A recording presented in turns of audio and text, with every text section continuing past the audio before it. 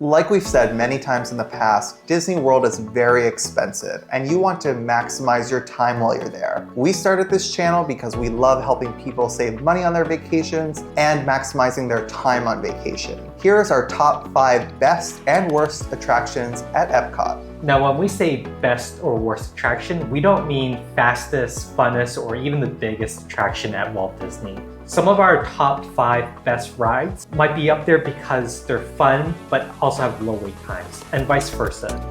Before we begin, if you're headed to Walt Disney World and you want to save money on your trip, we're including some links in the description below. Also, we wanted to let you know that we're trying to visit every single Walt Disney World park on the planet this year.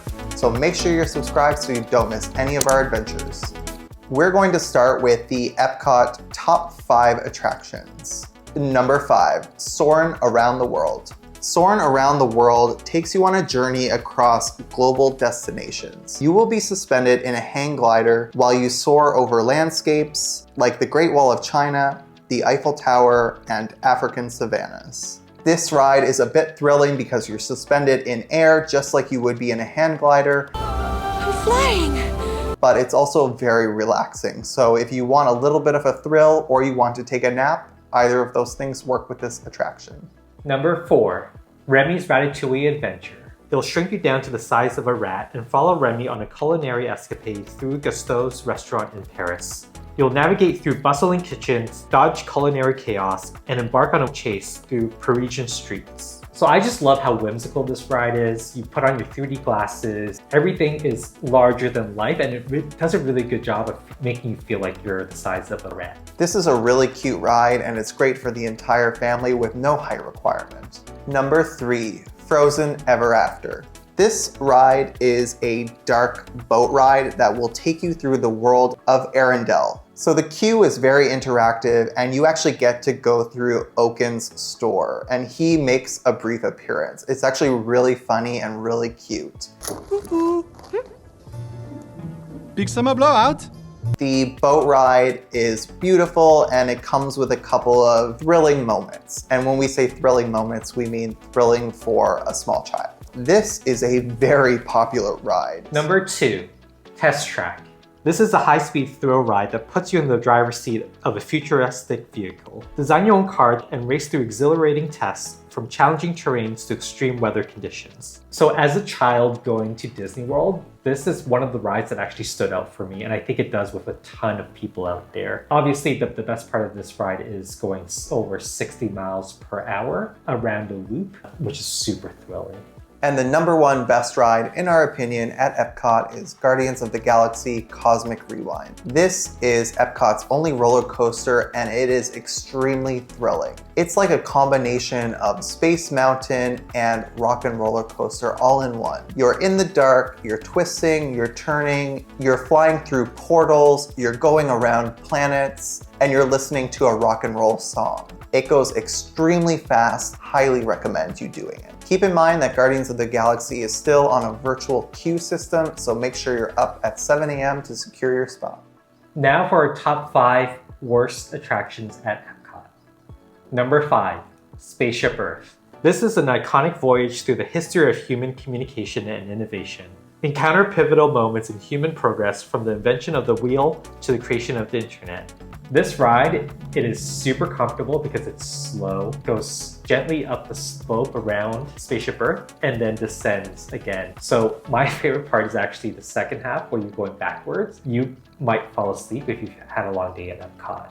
The reason why it's on our worst attractions list is because the animatronics are a bit dated, might be a bit boring.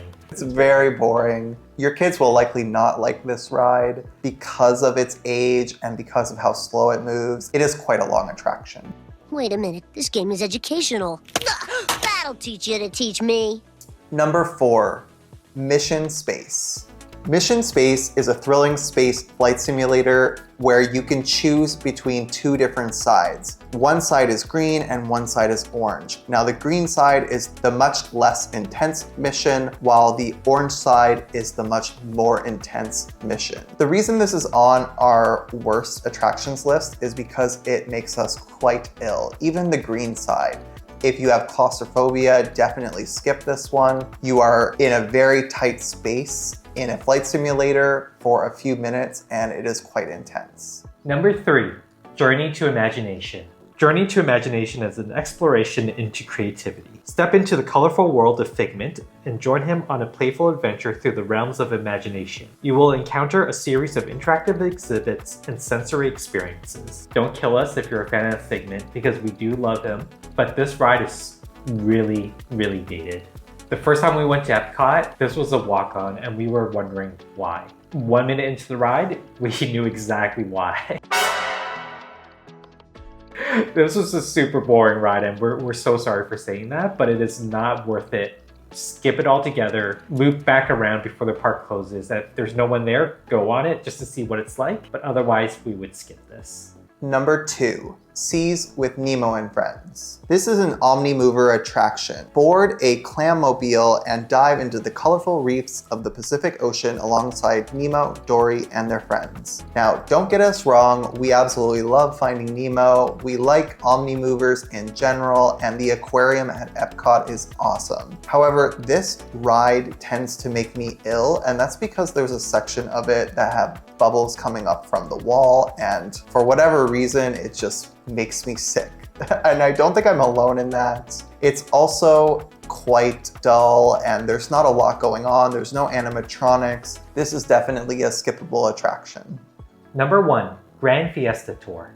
This is a boat ride that takes you on a musical journey through Mexico. Join Donald Duck, Panchito, and Jose as they embark on a whimsical adventure across Mexican landscapes. If it's a busy day at EPCOT, the waits can get super long, like up to 60 minutes for this, which definitely not worth it. My favorite part of the ride is just Donald Duck because he's my favorite character, so seeing him in a Mexican sombrero is like really fun to see. Now the bad part is that the ride is a bit boring. For a lot of the scenes, they use videos, so it's not very interactive. There's a couple animatronics, but that's pretty much it.